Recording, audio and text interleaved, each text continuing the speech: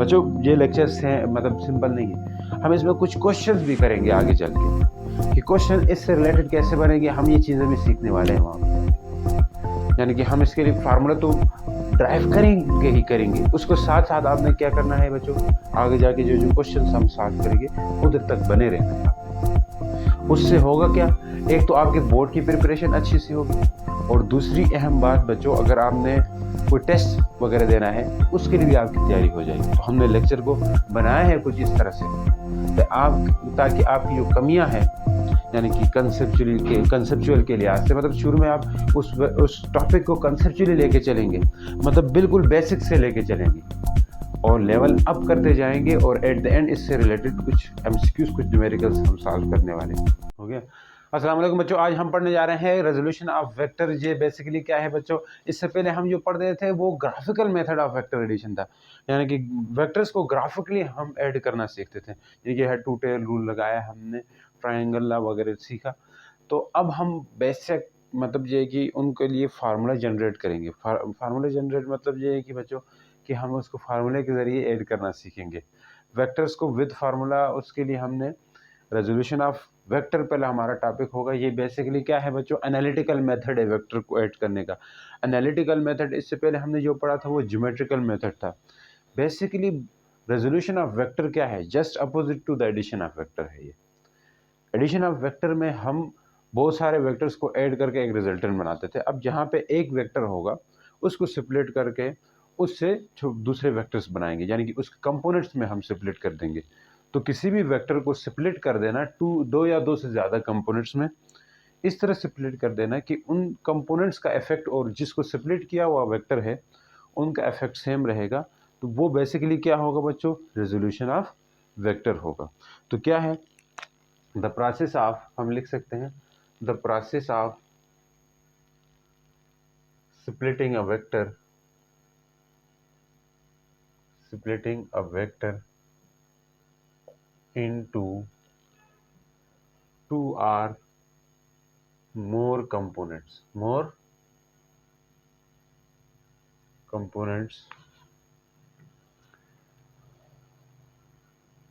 in such a way that their combined effect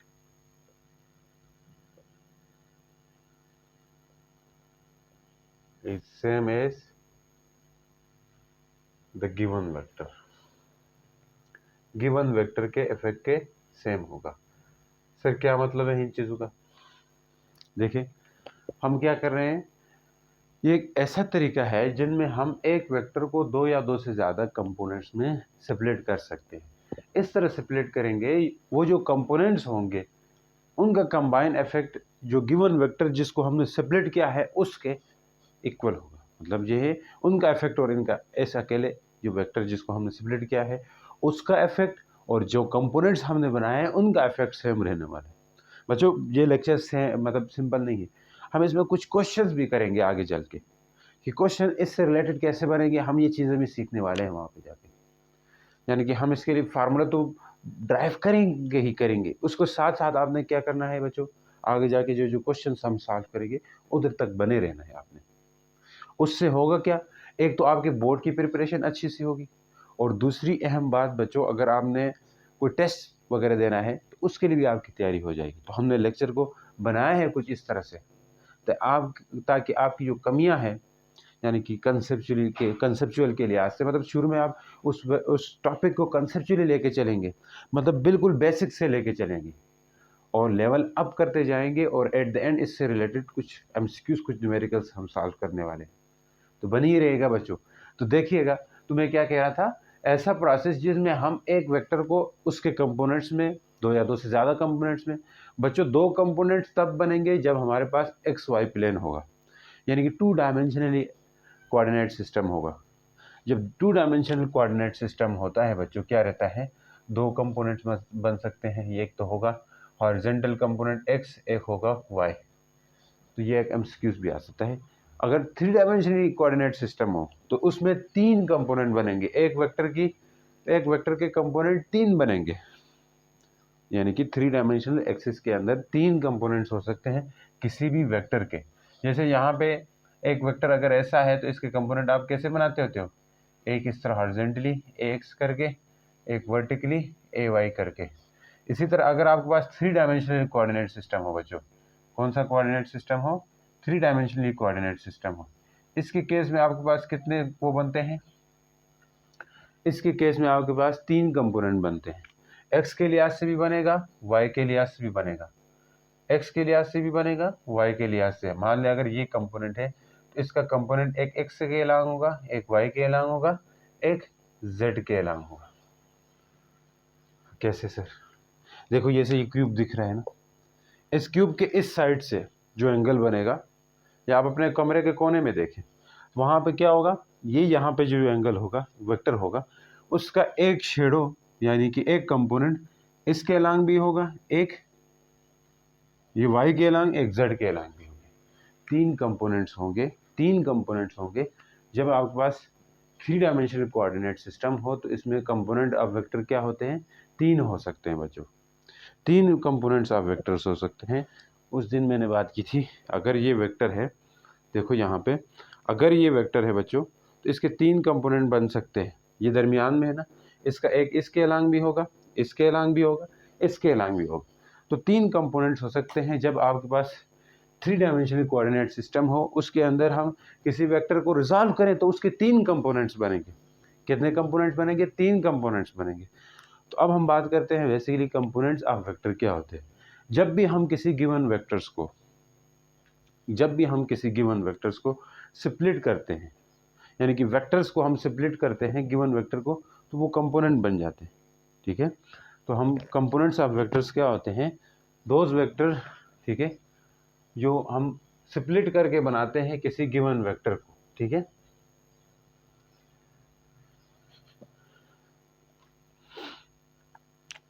components of vector क्या होते हैं बच्चों, क्या है जी, components of vectors, the vectors which are splitted from a given vector, यानी कि वो वेक्टर्स जो हम किसी गिवन वेक्टर से स्प्लिट करके बनाते हैं, तो उसे हम क्या कहेंगे, कंपोनेंट्स ऑफ वेक्टर। यार अभी आपको फील नहीं आएगा, आगे हम एक वेक्टर लेंगे बाकायदे तौर पे एग्जाम्पल, और उसको स्प्लिट कर देंगे। ठीक है, आपकी बुक में टू डायमेंशनली लिया हुआ है, तो हम एक 2 डायमेंशनली वेक्टर लेंगे और उसको स्प्लिट करेंगे उसके कंपोनेंट्स में। अगर 2 डायमेंशनली वेक्टर है तो इसका मतलब है उसके 2 कंपोनेंट्स बन सकते हैं। कितने कंपोनेंट बन सकते हैं, 2 कंपोनेंट बन सकते हैं। तो कंपोनेंट्स ऑफ वेक्टर क्या होते हैं, the vectors which are splitted, कहाँ से स्प्लिट होते हैं, splitted from a given vector, यानी किसी गिवन वेक्टर से हम क्या कर देते हैं, ये स्प्लिट करते हैं, तो ये आपके पास कंपोनेंट ऑफ वेक्टर्स बन जाते हैं। ठीक है सर, अब हमने रेक्टेंगुलर कंपोनेंट्स देखने हैं किसी वेक्टर के, rectangular components of a vector, या रेक्टेंगुलर कंपोनेंट्स क्या होंगे। ये कंपोनेंट्स ऑफ वेक्टर को हम रेक्टेंगुलर कंपोनेंट कहते हैं जब उसको हम किसी कार्टेशियन प्लेन के अंदर हम उसको उसके कंपोनेंट्स को स्प्लिट कर देते हैं। किसी कार्टेशियन प्लेन के अंदर हम स्प्लिट कर देते हैं, यानी कि किसी गिवन वेक्टर को 2 या 2 से ज़्यादा म्यूचुअली परपेंडिकुलर कंपोनेंट में स्प्लिट करने को हम रेक्टेंगुलर कंपोनेंट कहते हैं बच्चों।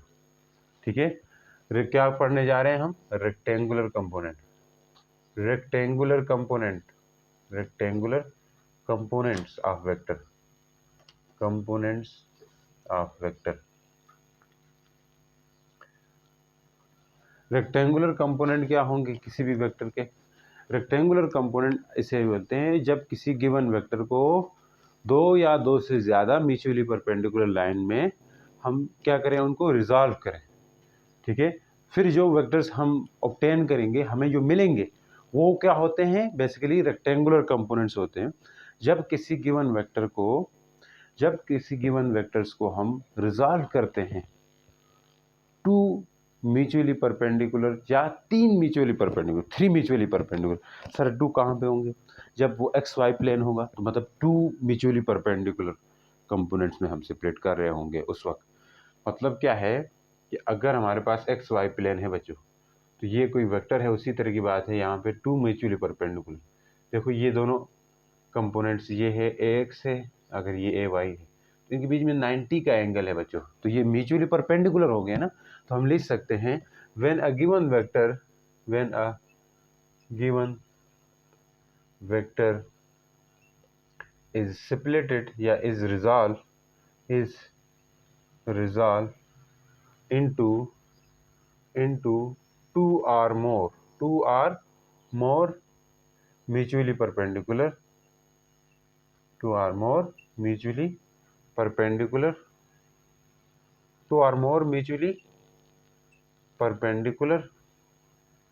components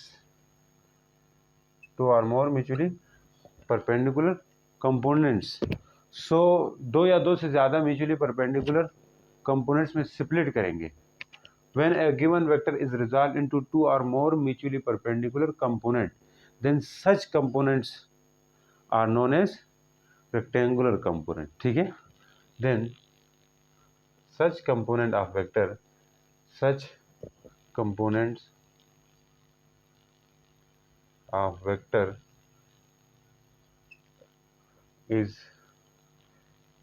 is known as rectangular component. इसको क्या कहेंगे बच्चों? रेक्टेंगुलर कंपोनेंट नाम बुला देंगे।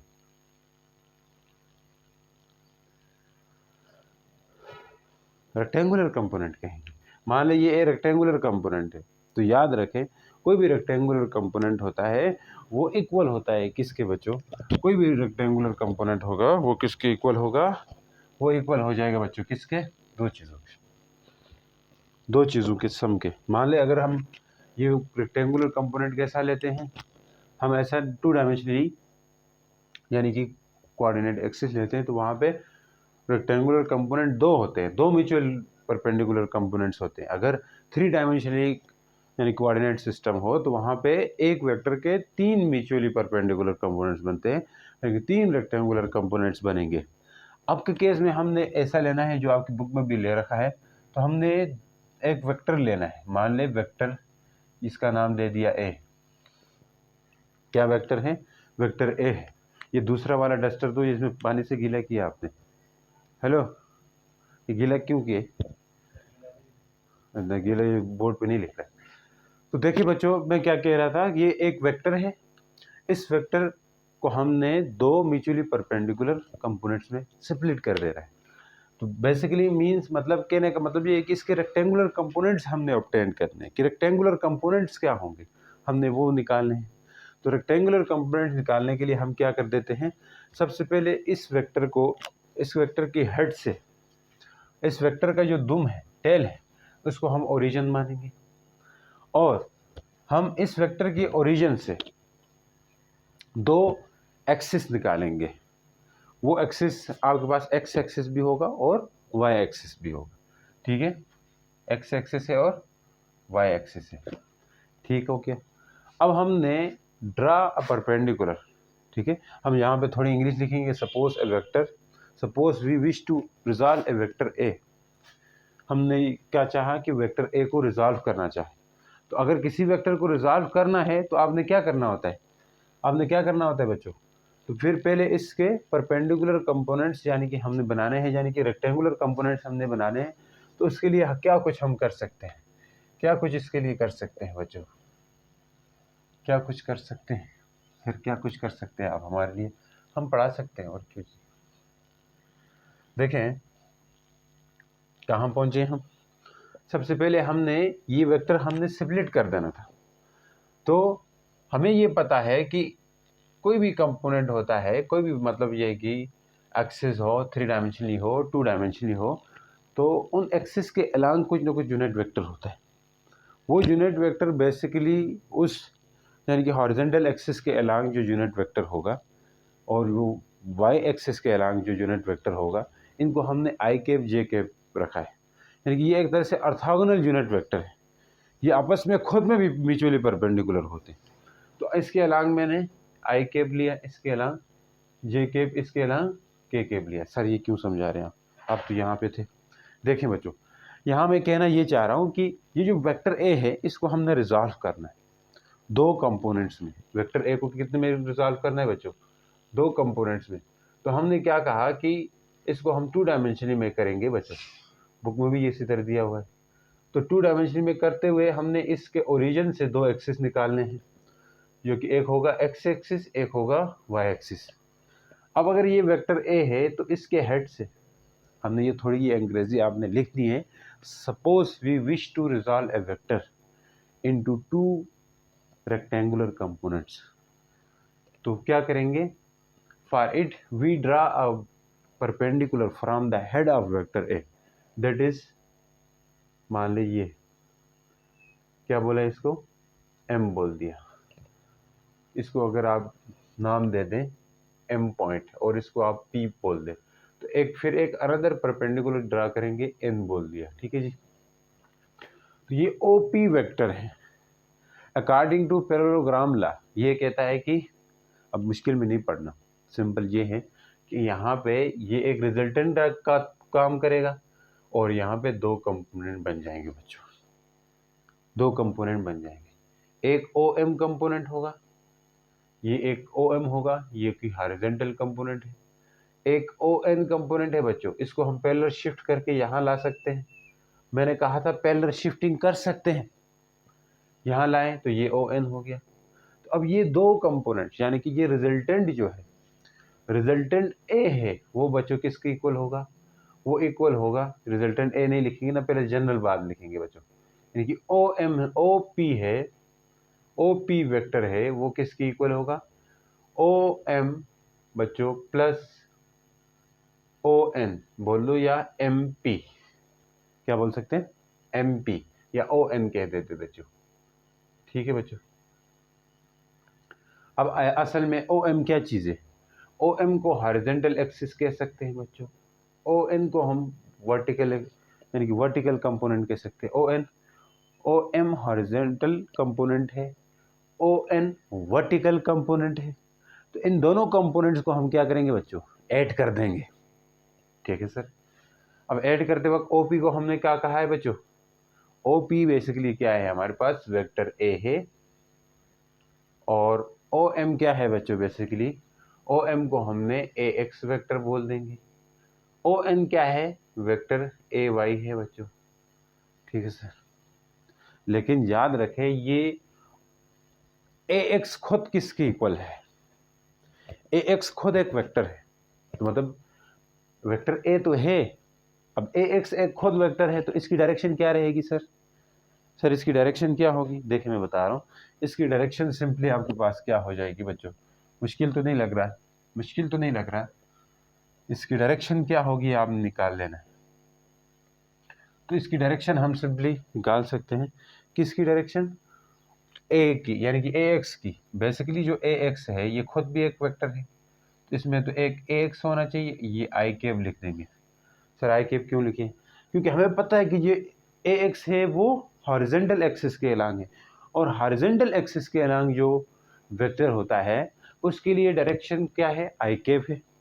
आई कैप यूनिट वेक्टर है, और यूनिट वेक्टर का हमने बताया था कि काम क्या होता है? डायरेक्शन असाइन करना है। तो हम ये ए एक्स सिंपली है, ये मैग्नीट्यूड है, आई कैप डायरेक्शन है इस ए एक्स वेक्टर की। इसी तरह बच्चों ए वाई जो वेक्टर है इसके पास भी दो होंगे, दो चीजें होंगी, मैं बता रहा हूं क्या क्या हो सकते हैं। एक ए वाई का मैग्नीट्यूड रहेगा और एक जे कैप रहेगा। जे कैप किस लिए? क्योंकि ये जे कैप जो है वो यूनिट वेक्टर है along Y axis, Y axis के अलोंग यूनिट वेक्टर है। तो अगर ये इक्वेशन ए थी तो हम इस इक्वेशन ए में पुट करेंगे क्या? ए एक्स की वैल्यू जो कि क्या आई है? ए एक्स आई कैप, और ए वाई जिसकी वैल्यू क्या आई है? A Y J cap.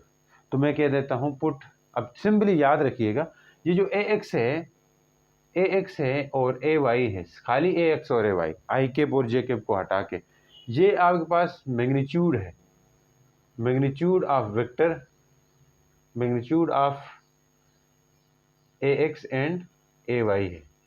A X vector और ए वाई वेक्टर का मैग्नीट्यूड होगा, ये डायरेक्शन तो होगी। हाँ, यही चीज़ आपको आगे मैं बताऊंगा सिंपली करके, मतलब आपको समझ आ जाएगी। तो देखें, तो इसमें पुट कर दें तो क्या आएगा, मैं कह रहा हूँ कि ए की वैल्यू पुट कर दें यहाँ पे। ए एक्स की जगह क्या पुट कर सकते हैं बच्चों, ए एक्स आई कैप, ये पूरा मतलब वेक्टर की तरह रिप्रेजेंट हो गया।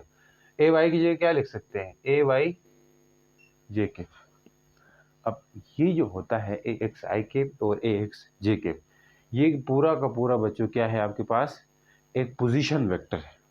ये पूरा का पूरा क्या है, पोजीशन बता रहा है इस वेक्टर यानी कि ए की, हॉरिजॉन्टल एक्सिस से भी और वर्टिकल एक्सिस से। हाँ याद रखें, ये तो हॉरिजॉन्टल कंपोनेंट है, इससे हम वो नहीं कर सकते। यानी कि पोजीशन वेक्टर, कोई भी पोजीशन वेक्टर होगा वो क्या होता है, मैंने कहा ये क्या है बच्चों, पोजीशन वेक्टर है। क्या है, पोजीशन वेक्टर है। सर ये पोजीशन वेक्टर क्या होता है, वो वेक्टर जो किसी भी ऑब्जेक्ट की पोजीशन स्पेसिफाई करे फ्रॉम ओरिजिन। ठीक है, द वेक्टर हम लिख सकते हैं, the vector which specify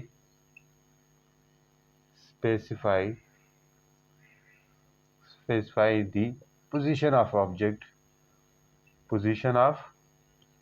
object from origin, जो ओरिजिन से पोजीशन बता दे तो वो क्या होता है, पोजीशन वेक्टर होता है बच्चों। क्या होगा, पोजीशन वेक्टर होगा। जैसे अगर कोई पोजीशन वेक्टर आर लिखना है तो इसको हम कैसे लिख सकते हैं, आर के कंपोनेंट होंगे। ठीक है बच्चों, आर एक्स आई कैप होगा, आर वाई जे कैप होगा। मतलब इस तरह के आपको पोजीशन वेक्टर्स दे सकते हैं। तो ये चीज़ याद रखनी है, पोजीशन वेक्टर के लिए हम क्या करते होते हैं, उसके कंपोनेंट्स को हमने यानी कि प्लस करके लिखना है ऐसे। ठीक है जी, यानी कि कंपोनेंट हॉरिजॉन्टल कंपोनेंट को जोड़ करके लिखना है। अगर कोई एग्जांपल दे दें तो मान ले आर कोई वेक्टर है, इसके आगे दे दें आपको 2 आई कैप, क्या दे दें 2 आई कैप प्लस 3 जे कैप। तो ये 2 3 जो है बच्चों, ये आर एक्स और आर वाई है, यानी कि देखो ना ये मैग्नीट्यूड है, और आई कैप जे कैप ये डायरेक्शन बता रहे हैं उस वेक्टर की। क्या बता रहे हैं, डायरेक्शन बता रहे हैं। तो अब ने ये टॉपिक था, ये कौन सा था, रेक्टेंगुलर कंपोनेंट्स ऑफ वेक्टर है। अब इन्हीं रेक्टेंगुलर कंपोनेंट्स को, ये चीज़ें यहाँ पे आई है, हम इसको लिख लेते हैं बच्चों अपने पास, ताकि आगे जाके हमारे पास न्यूमेरिकल क्वेश्चंस करें तो हमें समझ आ जाए। ये जो वेक्टर ए है ये किसके इक्वल आया है, ए एक्स आई कैप और ए वाई जे कैप, ये दो चीज़ों के इक्वल आ गया। मतलब किसी भी यानी कि वेक्टर्स को हम इस फॉर्म में लिख सकते हैं, इसके हॉरिजॉन्टल कंपोनेंट्स और वर्टिकल कंपोनेंट की फॉर्म में लिख सकते हैं। कब के केस में, जब हमारे पास 2 डायमेंशनली कोऑर्डिनेट एक्सिस हो बच्चों। कौन सा एक्सिस हो, 2 डायमेंशनली कोऑर्डिनेट एक्सिस हो, तब के केस में लिख सकते हैं इस तरह। उम्मीद करता हूँ ये चीज़ें समझ आ रही है कि नहीं आ रही। तो यानी कि हमने रेक्टेंगुलर कंपोनेंट्स को लिखा और रेक्टेंगुलर कंपोनेंट्स को मतलब एक फाइनल फार्मूला ड्राइव किया। देखो पिछले वाले लेक्चर्स में इस तरह का फार्मूला वगैरह कोई चीज़ नहीं बनती थी, अब बनेगी, अब क्वेश्चंस भी बनेंगे बच्चों। अब आ गया थोड़ा कंसेप्चुअल टॉपिक, ठीक हो कि बच्चा, कंसेप्चुअल टॉपिक है। अब हम पढ़ेंगे rectangular components of vector in term of theta. इसके बाद कौन सा टॉपिक रहेगा, rectangular components of vector in term of theta रहेगा। ठीक है, इसके बाद हम करेंगे अपना मतलब ये है कि न्यूमेरिकल और एमसीक्यूज भी करने हैं, फिर उसके बाद जो है कि थोड़ा लेक्चर्स खत्म हो जाएगा आपका। हम क्या पढ़ने जा रहे हैं, रेक्टेंगुलर कंपोनेंट्स ऑफ बच्चों, rectangular components of vectors in term of theta.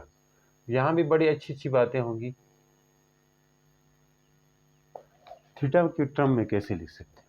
याद रखिएगा बच्चों, हमारे पास जो ट्रायंगल आई थी, एक ट्रायंगल बनी थी, वो क्या थी इस तरह की, वो आपको याद हो, याद तो है लेकिन कौन याद रखे सर।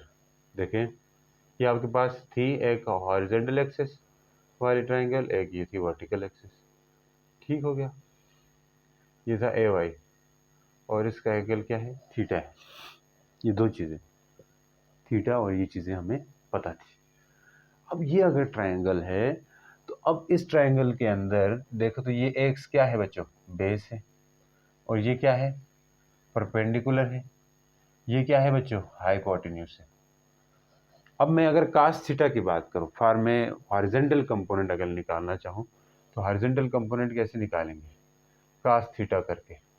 कास थीटा किसके इक्वल होता है, बेस डिवाइड बाई हाइपोटेन्यूज बच्चों, बेस डिवाइड बाई हाइपोटेन्यूज। अब आपको पता है बेस किसके इक्वल है, यहाँ पे ए एक्स को कहा है, हाइपोटेन्यूज क्या है, वेक्टर ए है। तो हमारे पास क्या आ गया बच्चों, कास थीटा इक्वल आ गया A X divide by vector A. तो आपका जो ए एक्स वाला कंपोनेंट है बच्चों, ए एक्स वाला कंपोनेंट है, ये किसके इक्वल होगा, ए कास थीटा के, ए कास थीटा के। क्योंकि जो हॉरिजॉन्टल कंपोनेंट है वो इस चीज़ के इक्वल आ गया आपका। इसको आप याद रखिएगा, हम आगे इनको ज़रा न्यूमेरिकल्स प्रॉब्लम इससे जुड़े हुए कर सकेंगे, ठीक है। अब क्या है, फॉर ये हॉरिजॉन्टल कंपोनेंट आ गया। दूसरा साइन थीटा लगा लें, तो साइन थीटा कैसे लगाएंगे, परपेंडिकुलर डिवाइड बाय बेस होता है, या परपेंडिकुलर डिवाइड बाय हाइपोटेन्यूज होता है, ठीक है बच्चों, गलत हो गया। देखो ये याद नहीं रहता तो कैसे याद रखते हैं, वो आप पढ़ते थे some people have curly brown hair through proper brushing, इस तरह का एक सेंटेंस था, उससे आप याद रखते हैं ये ना। ये तो ट्रिग्नोमेट्रिक रेशोज हैं, इसको आपने याद रखनी है बच्चों, कि कैसे caste divide by base divide by hypotenuse होता है, ये चीज़ें आपने याद रखनी है, ठीक है जी। या ये फार्मूले से हम याद करते हैं, बचपन में हम करते थे, some people have curly brown hair through proper बुर्शिंग।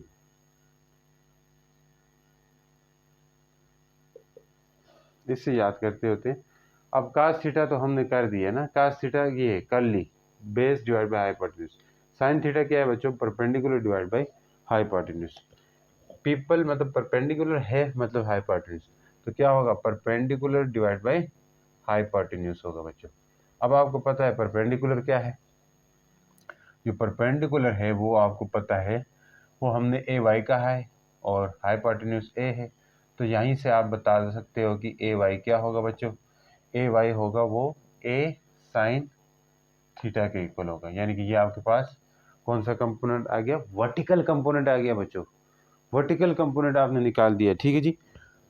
अब हम बात कर सकते हैं, यानी कि ये आपने in term of theta, theta के टर्म में आपने कंपोनेंट्स निकाल देने हैं। यार ये तार फंसती है, अब क्या करें।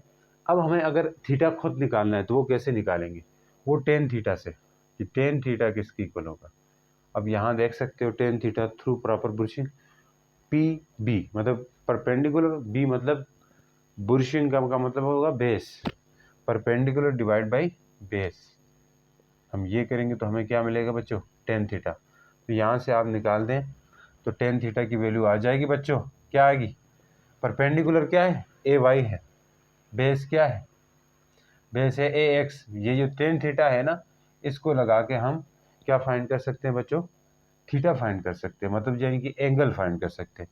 तो यहाँ से होगा tan theta equal to A Y by A x.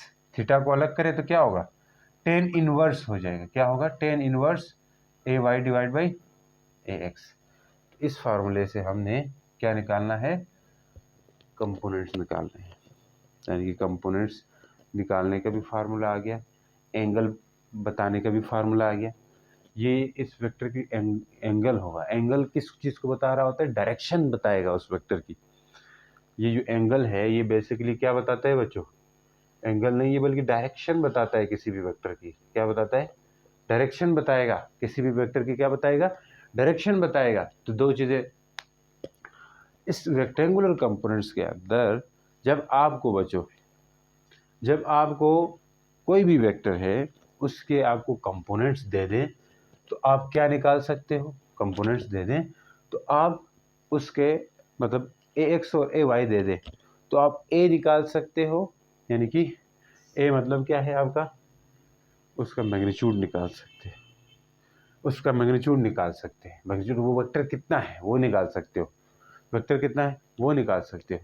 यानी कि इसी तरह आपके पास अगर मैग्नीट्यूड दे दें और एंगल दे दें, थीटा दे दें, थीटा यानी कि डायरेक्शन दे दें, तो आप उससे क्या निकाल सकते हैं, उसके रेक्टेंगुलर कंपोनेंट निकाल सकते हैं। सर ऐसी कैसी बातें कह रहे हैं, इस तरह का एक न्यूमेरिकल करा दूंगा, आपको समझ आ जाएगी। तो मैग्नीट्यूड के लिए हम इसके लिए ऊपर क्या करते हैं, पाइथागोरस थ्योरम लगाते हैं मैग्नीट्यूड ऑफ वेक्टर के लिए। क्या बच्चों, magnitude of vector, Pythagoras theorem लगाएंगे। यहाँ पे क्या होता है, ये हाइपोटेन्यूज का स्क्वायर इक्वल टू, पर बेस का स्क्वायर करेंगे, बेस का स्क्वायर प्लस परपेंडिकुलर का स्क्वायर होगा। हाइपोटेन्यूज क्या है बच्चों, ए का स्क्वायर, बेस क्या है ए एक्स का स्क्वायर, परपेंडिकुलर क्या है ए वाई का स्क्वायर। तो हमें सिंपली अगर मैग्नीट्यूड ए चाहिए तो वो ए किसके होगा, इक्वल होगा बच्चों, ए इक्वल होगा ए एक्स का स्क्वायर प्लस ए वाई का स्क्वायर। यानी कि इससे हम मैग्नीट्यूड निकाल सकते हैं, किसी भी वेक्टर का क्या निकाल सकते हैं बच्चों, मैग्नीट्यूड निकाल सकते हैं। ठीक है सर, ये बातें हमें समझ आ गई। तो मैं इन फार्मूलों को साइड पे लिख लेता हूँ, क्योंकि अभी हम जा रहे हैं क्वेश्चंस करने, तो इससे आपके मतलब वहाँ पे क्वेश्चंस भी क्लियर हो जाएंगे। ठीक है, पहले मैंने क्वेश्चंस को लिखना है, तो फिर मैं आपको एक्सप्लेन कर देता हूँ बच्चों। तो देखे बच्चों, हमने ये एमसीक्यूज कर दिए ना, कर दिए तो नहीं है, लिख लिए। तो इन फार्मूले जो हमने यहाँ पे कहे थे कि आपसे कि यहाँ पे विद फार्मूला हमने चीज़ें निकालनी है, इनका रिजल्टेंट निकालना है, तो इन फार्मूलों को यूज़ करते हुए हम ही नहीं एमसीक्यूज करेंगे। इससे आपका कंसेप्ट और मतलब कंसेप्ट को 4 चांद लगने वाले हैं आपके, एक चांद से काफ़ी नहीं, 4 चांद लगेंगे। ठीक है बच्चों, तो अब देखें, a force of 5 Newton makes angle of 30 degree. एक फोर्स है जो 5 न्यूटन की है, 5 न्यूटन की फोर्स है, एक्स एक्सिस के साथ कितना एंगल बना रही है, 30 डिग्री बना रही है। ठीक है जी बच्चों, 30 डिग्री एंगल बना रही है। यानी कि कोई फोर्स ऐसी है, इस तरह की फोर्स है, इस तरह की फोर्स है, दिखा थोड़ी ना दे सकते हैं, 30 डिग्री है। ये फोर्स कितनी है बच्चों, 5 न्यूटन की है, 5 न्यूटन की फोर्स है जो कि 30 डिग्री है। What will be the horizontal and vertical components. Horizontal component का मतलब क्या है, यानी कि इसके साथ जो एफ एक्स होगा वो बताना है, और वर्टिकल कंपोनेंट ये होगा बच्चों एफ वाई, ये बताना है। तो आपके पास ऐसा कोई फार्मूला है जो एफ एक्स और एफ वाई बता सकते हैं। यस, मैंने कहा था ना, जब आपको क्या करना था, जब एंगल और ए दिया हो, जैसे यहाँ पे थीटा दिया हुआ था 30 डिग्री, और एफ दिया हुआ था, एफ यानी कि ए दिया हुआ था 5 न्यूटन, ये दिए हुए, तो आप इससे हॉरिजॉन्टल और वर्टिकल कंपोनेंट निकाल सकते हो, यानी कि ए एक्स और ए वाई निकाल सकते हैं। तो ए एक्स ए वाई तो नहीं होंगे, यहाँ पे एफ एक्स और एफ वाई होंगे। तो क्या करेंगे बच्चों, एफ एक्स के लिए कैसे फाइंड करेंगे, एफ एक्स होगा, जैसे ए एक्स ए कास थीटा था ना, तो F X F cos theta होगा। क्या होगा, एफ कास थीटा होगा। तो एफ एक्स हम निकालेंगे बच्चों, एफ कितना है 5, कास कितना रहेगा 30, तो F x equal two cos 30, ये कितना आता है 5 इंटू कास 30 होता है बच्चों 0.86, कितना होता है 0.86। इन दोनों को मल्टीप्लाई करेंगे तो आपके पास क्या आ जाएगा, वही आपके पास क्या आ जाएगा, जो आपका कंपोनेंट है, हॉरिजॉन्टल कंपोनेंट है या वर्टिकल कंपोनेंट है, वो फाइंड हो जाएगा। क्या क्या है, 5 मल्टीप्लाई करेंगे हम किसके साथ, 0.86 के साथ बच्चों। ठीक है, ये कैलकुलेटर भी, तो इससे आपके पास आ जाता है 3 मल्टीप्लाई करना, तो आपका क्या आ जाएगा, हॉरिजॉन्टल कंपोनेंट। अब आपने एक वर्टिकल कंपोनेंट निकालना है, वो कैसे निकालेंगे, एफ वाई इक्वल होगा बच्चों किसके, एफ साइन थीटा के। एफ वाई किसके इक्वल होगा, एफ साइन थीटा। एफ कितना है 5, साइन कितना रहेगा 30 डिग्री। तो आपको पता है साइन 30 की वैल्यू क्या होती है, साइन 30 की वैल्यू 0.5 होती है। F Y equal to 5 multiply 0.5 कर देना है, तो ये लगभग 2.5 आता है, 2.5 यानी कि 3 न्यूटन आएगा लगभग। ये आपके पास मल्टीप्लाई जब कर दोगे बच्चों, तो इससे आपके पास 4 न्यूटन आएगा तकरीबन। तो मतलब क्या है कि आपके पास वर्टिकल और हॉरिजॉन्टल कंपोनेंट फाइंड हो गए। अब अगर आपको मान ले एफ एक्स और एफ वाई दे रखे होते, एफ एक्स और एफ वाई दे रखे होते, तो आपसे पूछते कि एफ बताओ, तो आप वो भी बता सकते थे बच्चों। वो कैसे, देखें, मान ले आपको एफ एक्स और एफ वाई दे दें कितने कितने 3 3 कितने कितने, एक 3 दे एक 4 दे दे ना, क्या कितने दे दे, अभी ये देता है, ये आपने एंगल फाइंड करना है तो वो भी कर सकते हैं बच्चों, आपको एंगल फाइंड करने का बोले तब भी कर सकते हो। तो ऐसे क्वेश्चंस नीचे हम करने वाले हैं। अब मान ले एफ एक्स आपको दे रखा है कितना 3 न्यूटन या 4 न्यूटन कह लें, ये एफ वाई कितना दिया हुआ है 4 न्यूटन। आपको इसका क्या फाइंड करना है, फाइंड थीटा और एफ फाइंड करना है, कर सकते हैं। एफ के लिए कैसे फार्मूला, क्या फार्मूला है, एफ इक्वल टू होगा जैसे ए इक्वल टू क्या था, ए एक्स का स्क्वायर ए वाई का स्क्वायर था, एफ इक्वल होगा एफ एक्स का स्क्वायर एफ वाई का स्क्वायर। तो एफ एक्स कितना है 3 का स्क्वायर 4 का स्क्वायर, तो बच्चों 3 का स्क्वायर क्या होता है 9, 4 का स्क्वायर 16, तो ये हो जाएगा 25, तो एफ कितना हो जाएगा 5, 25 का स्क्वायर 5 हो, यानी 5 न्यूटन है। ठीक है सर, आपसे अब पूछ क्या रहा है, और थीटा पूछ रहा है, तो थीटा का एंगल क्या है tan इनवर्स, यहाँ पे होगा थीटा के लिए, थीटा मतलब डायरेक्शन पूछ रहा है वेक्टर की, तो ये होगी कैसे tan इनवर्स ए वाई बता दो, ए वाई कितना एफ वाई है ना, एफ वाई होगा 4/3 होगा। इनको जब आप डिवाइड करेंगे तो आपके पास एंगल आ जाएगा, यानी कि डायरेक्शन आ जाएगी बच्चों। उम्मीद करता हूँ ये चीज़ समझ आ गई। पहला वाला आपका हो गया। दूसरे वाले में क्या कहता है, दूसरे वाले में थोड़ा चक्कर कर रहा है आपसे, उसको भी समझते हैं। कह रहा है फोर्स ऑफ 10 न्यूटन, 10 न्यूटन की कोई फोर्स है, एंगल बना ली है 30 डिग्री, किसके साथ, विद वाई एक्सिस के साथ, यानी कि कोई फोर्स है बच्चों वाई एक्सिस के साथ बना रही है, आपको ऐसे चकमा दे रहा है ना, ये 30 डिग्री ये वाई एक्सिस के साथ बना रही है, एक फोर्स है। कितनी है फोर्स 10 न्यूटन की। ठीक है सर, 10 न्यूटन की फोर्स है 30 डिग्री बनाए with Y axis, which of the following is the magnitude of X component, X component उसका क्या होगा, यानी कि अगर ये एफ है तो एक्स कंपोनेंट क्या है एफ एक्स, यही एक्स कंपोनेंट है, इसको हॉरिजॉन्टल कंपोनेंट भी बोलते हैं एक्स कंपोनेंट भी बोलते हैं, तो एक्स कंपोनेंट बताना है। तो मैंने कहा था कि आपको जो एंगल होता है बेसिकली डायरेक्शन होती है वेक्टर की, वो हम एक्स एक्सिस से लेते हैं, एक्स एक्सिस से एंटी क्लॉकवाइज लेते हैं, ये डायरेक्शन होती है। अब ने ये एंगल देने के बजाय ये एंगल दिया हुआ है ऊपर वाला, तो आपको कैसे निकालना होगा, मतलब ये नीचे वाला एंगल आप निकाल सकते हैं, क्योंकि इस क्वाड्रेंट के अंदर 90 डिग्री का एंगल होगा ना पूरा, ये पूरा 90 का है, तो इसका मतलब है ये 90 देखो, तो ये 30 है, तो ये कितना बचेगा 90 से आप 30 माइनस करो तो वो 60 बचेगा, यानी कि ये एंगल कितना का है 60 डिग्री का है। अब देखो थोड़ा मतलब यहाँ ट्रिक यूज़ की इसने, इतना मुश्किल ट्रिक भी यूज़ नहीं किए कि आपको थोड़ा गुमराह कर रहा है। ठीक है, कि आप क्या निकालो ताकि आप ये एंगल लगा के आप क्वेश्चन करो, तो आपने थोड़ा समझना है कि हमने ये एंगल यूज़ नहीं करना है, ये वाला यूज़ करना है। तो एफ एक्स कैसे निकालेंगे, एफ एक्स के लिए हमें फार्मूला दिया हुआ है एफ कास थीटा, बाकी करने की जरूरत नहीं, जो पूछ रहा है वही करो।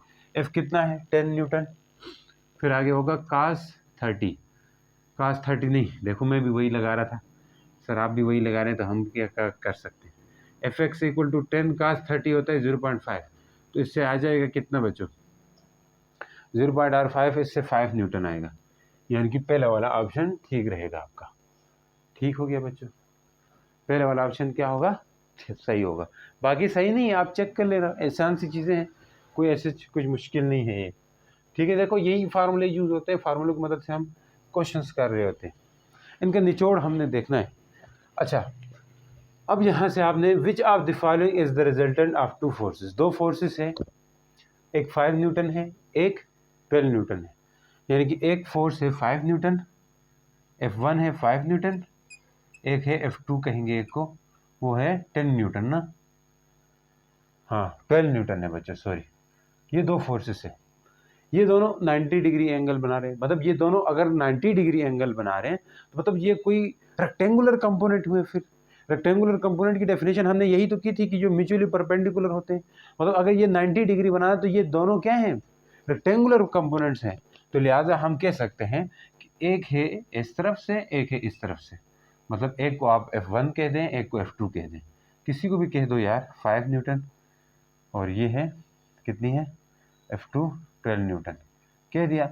अब इनका रिजल्टेंट निकालना है, तो F1 और F2 दिया हुआ है, what will be the resultant, मतलब ये म्यूचुअली परपेंडिकुलर है, तो मतलब ये कोई कंपोनेंट बना रहे हैं, रेक्टेंगुलर कंपोनेंट बना रहे हैं, तो हमें पता है कि ये दोनों म्यूचुअली परपेंडिकुलर है, तो इनका मैग्नीट्यूड क्या होगा, मैग्नीट्यूड के लिए हमारे पास फार्मूला है, मैग्नीट्यूड के लिए हमारे पास क्या है फार्मूला है 5 और 12 को हमने यानी कि स्क्वायर करके लिखना है बच्चों, यानी कि f इक्वल हो जाएगा किसके, f1 का स्क्वायर प्लस f2 का स्क्वायर। तो क्या मिलेगा हमें, f1 का स्क्वायर यानी कि 5 का स्क्वायर, 5 का स्क्वायर यहाँ करेंगे प्लस 12 का स्क्वायर, तो ये हमें मिलेगा क्या बच्चों 25 प्लस 144, तो ये इससे आ जाएगा कितना, ये आएगा 169। 169 बेसिकली 13 होता है, ठीक है 13 न्यूटन हो जाएगा, 13 न्यूटन। ये ऑप्शन ठीक है, ऑप्शन नंबर 3 ठीक है। ठीक है सर, ये बात भी हमें समझ आ गई। तो अब देखिए बच्चों, न्यूमेरिकल्स का हमने किया है क्रिया काम, मतलब तकरीबन इनका काम खत्म कर दिया। अब देखें नीचे वाले न्यूमेरिकल्स दो रहते हैं, न्यूमेरिकल्स तो खैर नहीं है, छोटे छोटे एमसीक्यूज होते हैं इस टाइप के, तो इस तरह के कहीं भी मिले तो इनको सोचना है इनके ऊपर। देखें द मैग्नीट्यूड ऑफ, ये मैग्नीट्यूड था, मैग्नीट्यूड ऑफ आर कोई वेक्टर था, इसका मैग्नीट्यूड क्या होगा। तो मैग्नीट्यूड के लिए हमने फार्मूला लगाया, मैंने कहा था लाजमी ऐसा ना हो कि आपने इसको सिर्फ यही समझ लिया फोर्स ही होगी, इस तरह का भी हो सकता है आपके पास। मैग्नीट्यूड बताना है तो ये कोई एक पोजीशन वेक्टर है, मैंने बोला था पोजीशन वेक्टर को इस तरह लिख सकते हैं। तो इसका मैग्नीट्यूड क्या होगा, इसका मैग्नीट्यूड बच्चों होगा आर इक्वल टू, ये ए एक्स की जगह क्या होगा, जहाँ आई केब होता है बेसिकली वो ए एक्स होता है, जहाँ जे केब होता है वो बेसिकली वाई यानी कि वर्टिकल कंपोनेंट होता है।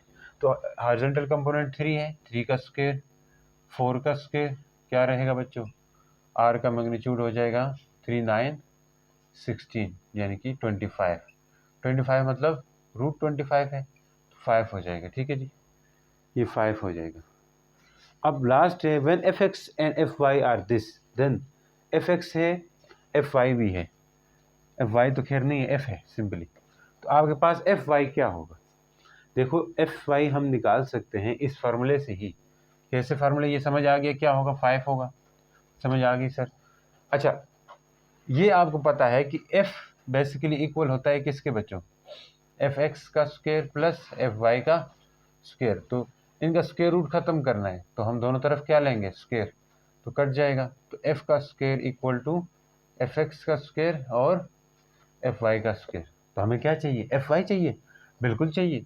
एफ एक्स कितना है, एफ कितना है 5 न्यूटन यानी कि 5 का स्क्वायर, एफ एक्स कितना है 3 का स्क्वायर, एफ वाई हमें पता करना होगा, इसको इधर लाए 25 equal to 9 plus F Y का square 25 minus 9 equal to F Y का स्क्वायर, तो ये हो जाएगा 16 इक्वल टू एफ वाई का स्क्वायर। हमें एफ वाई का स्क्वायर नहीं चाहिए, हमें सिंपली एफ वाई चाहिए, तो क्या कर सकते हैं 16 के ऊपर भी रूट डालें, एफ वाई स्क्वायर के ऊपर भी रूट डालें तो कट जाएगा, 16 यानी कि 4 हो जाएगा, तो एफ वाई यानी कि 4 न्यूटन आ जाएगा, 4 न्यूटन में लिख दिया बच्चे।